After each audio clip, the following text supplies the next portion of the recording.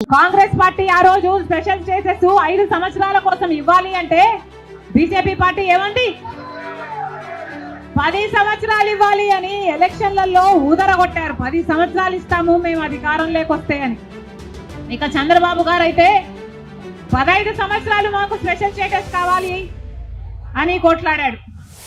ఇదే చెప్పాడు 15 సంవత్సరాలు స్పెషల్ స్టేటస్ కావాలి, అందుకే నేను బీజేపీ పార్టీతో పొత్తు పెట్టుకుంటున్నా అని బీజేపీ పార్టీతో పొత్తు పెట్టుకున్నాడు.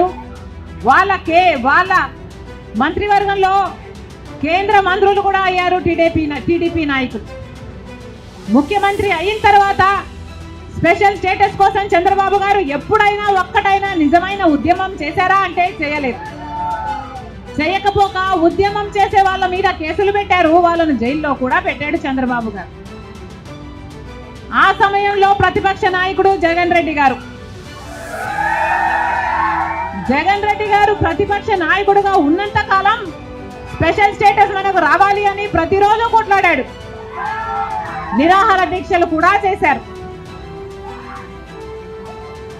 ప్రతిపక్షంలో ఉండగా అవిశ్వాస తీర్మానం ఏమా ప్రభుత్వం వాళ్ళు ఎవరైనా ఉన్నారా ఇక్కడ? ప్రతిపక్షంలో ఉండగా జగన్ రెడ్డి గారు చెప్పిన మాట, మేము అవిశ్వాస తీర్మానం ప్రవేశపెడతాము, తెలుగుదేశం పార్టీ ఎంపీలు అందరూ కూడా మద్దతు ఇవ్వండి, మూకుమ్మడి రాజీనామాలు చేస్తే స్పెషల్ స్టేటస్ ఎందుకు రాదో చూస్తారన్నాడు జగన్ రెడ్డి.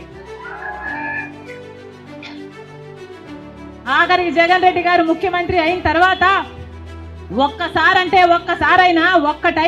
ఒక్కటైనా నిజమైన ఉద్యమం చేశాడా స్పెషల్ స్టేటస్ కోసం? అసలు ఈ రాష్ట్రానికి